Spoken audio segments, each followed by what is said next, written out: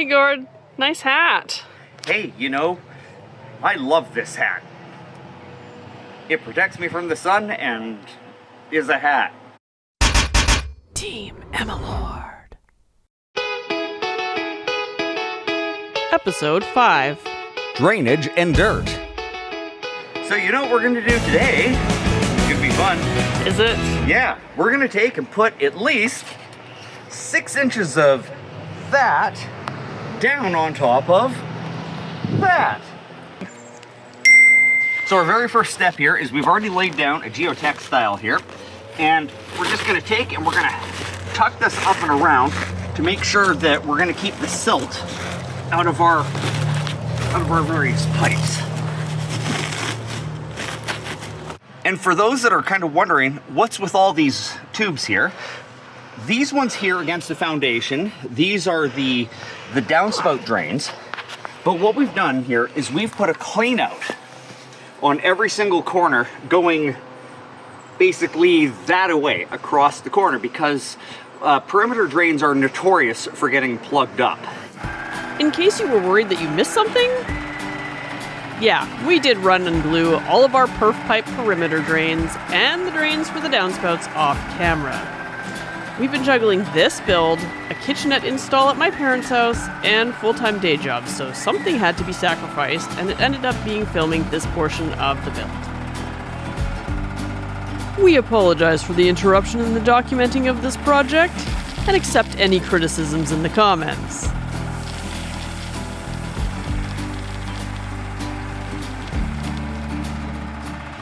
So when we're doing this, I've put a little bit too much right here. We don't need this much gravel right there.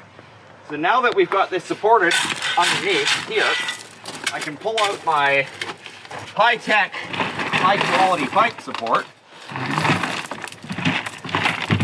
move some of that gravel down here. Easy peasy. Hard labor. So we've just dug down, and our 6 inches of gravel as a minimum is about halfway up this pipe. So we're gonna have to just rake a little bit more here to make sure that we've met the minimum. More. Leonard really wanted to help move some of the drain rock, so he grabbed a shovel and slithered up the gravel pile. Manipulating a shovel with his jaw turned out to be more difficult than he anticipated, however. He was easily able to push the shovel into the gravel, but actually pulling it out without losing his load was a bit problematic. His little shovel also didn't hold very much rock. He hopes one day to figure out how to operate the skid steer in tandem with his companion Linda. It's a bit of a challenge though, because tube dragons don't have limbs. Yeah, but we have wings, and they're big!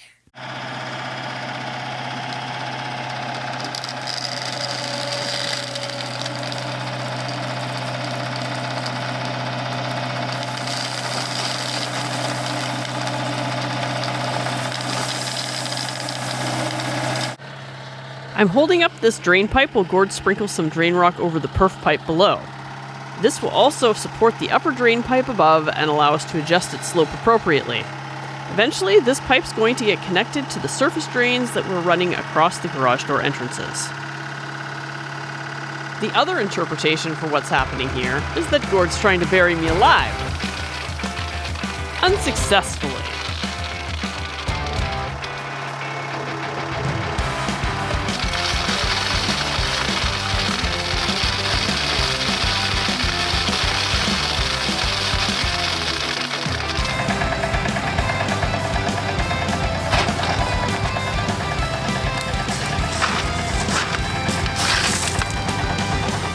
Okay, now we're gonna fill in this death trap right next to our access alleyway for all the neighbors. And that should make it a little bit safer for everybody back here. Yeah, we're gonna start with this corner right here. And then what I'm gonna do is I'm gonna take and collapse some of this inwards because we have to get the grade down to the bottom of that opening over there so we can get everything, you know, leveled and filled in when we're actually done at grade. So, yeah, you're gonna be seeing some things get pushed around here. Maybe even some of these posts getting pulled out. Oh wait, You're gonna need this over here. What am I doing? I don't know. I am actually working, just so you all know. It's just Gord is bad at remembering to video things, so. Uh-oh. I'm not completely lazy. One of our pins. That was close. We need to find a screw or something to put in. Of all the things we didn't do on the skid steer, we didn't put one of the retention cotter pins in to the pins that hold the bucket on. Pins.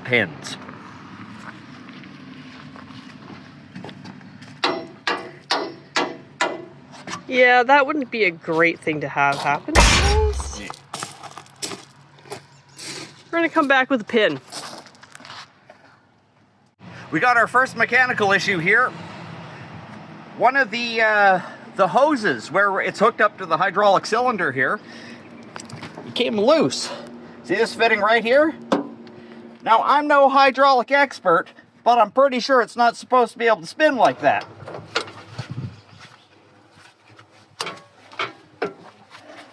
Wow, that's really loose.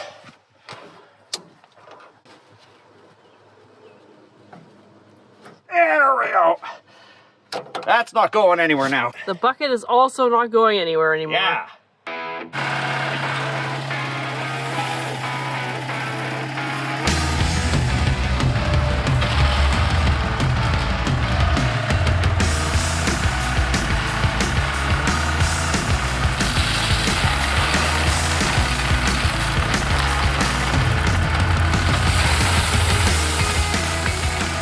In order to access the inside of the foundation to backfill, Gord first has to fill in the trench across the front.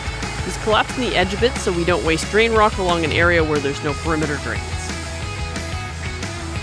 I also got to get rid of this signpost.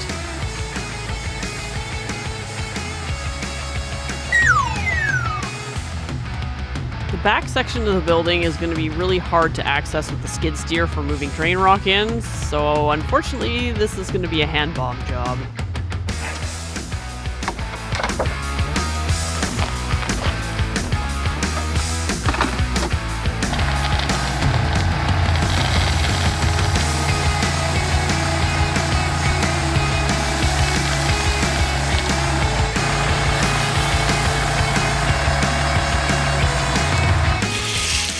Rake, lackey, rake. What's that? Oh, this is hard work. I prefer using the skid steer.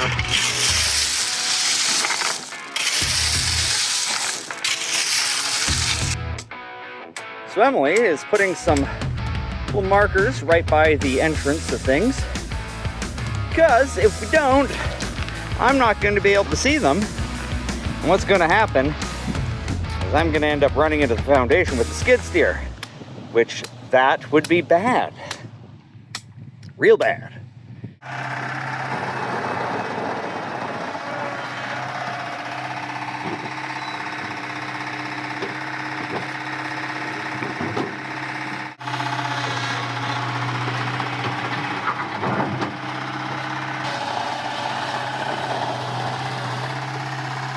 Now that the front trench is filled in, Gord is going to start dumping fill on the inside of the entrance.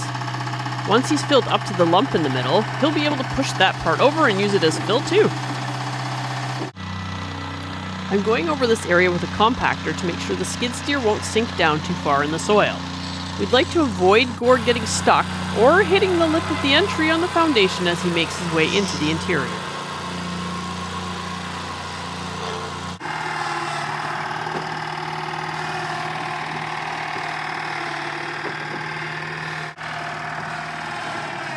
So there was a time when we broke up a walkway and we buried it in the parking area because we didn't want to pay for the dumping fees. Now Gord's got to push it down the side of the hill so that we can continue to use it as fill, just in a slightly different location.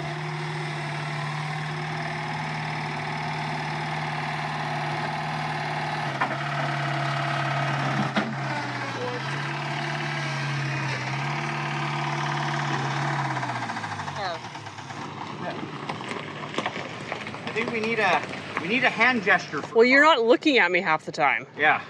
This is why we needed that radio with the earpiece. Why can't I get this thing jammed in my ear? While we're waiting for Gord, check out these apples, everybody.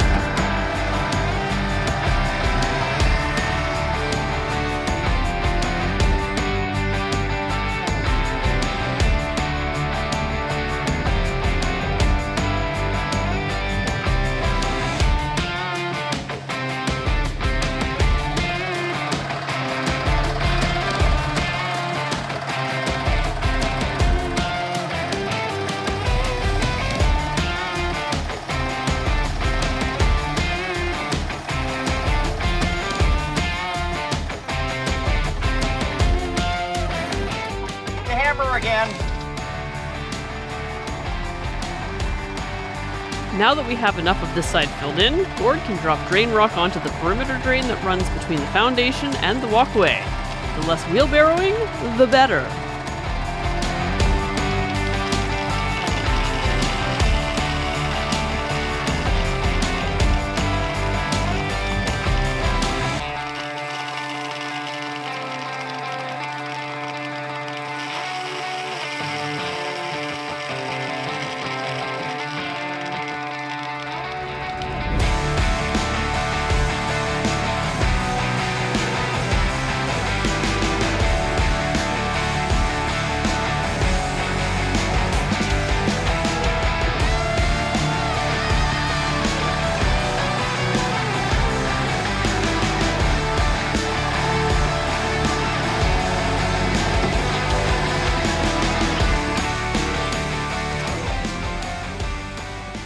How you feeling, Gord? I feel like I just went on one of those roller coasters that turns and twists you around a bunch of times, except the operator wouldn't let me off for a while. Oh God, it all hurts. Make it stop. Can we take 5? Yes. Thank you. Maybe we'll call it for the evening. Off to the side, you'll see our last load of fill to move around before we get on to the next phase of running storm, sewer, and water pipes, and then connecting them to our city services. I think Gord is really looking forward to a break from violently bouncing around in the skid steer.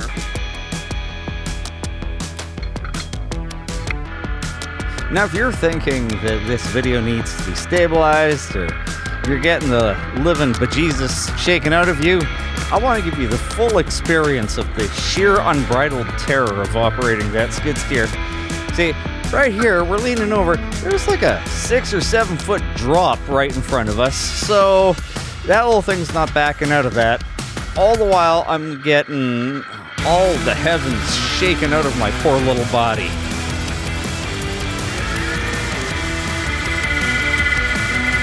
This is a piece of foundation form that we patched in. It also happens to be the part that hydraulically jacked and caused our breach problem. It was a bit heavy to pull out of the pit by hand, so we've attached it to the skid steer with the chain to haul it out for us.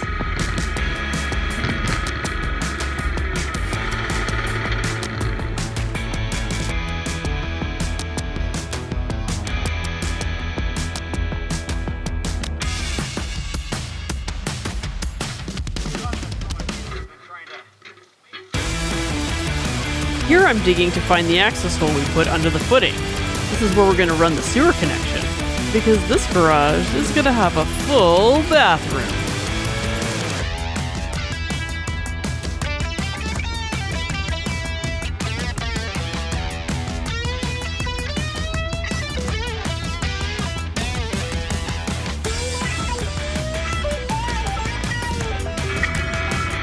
Well, this is about as much as we can fill for now.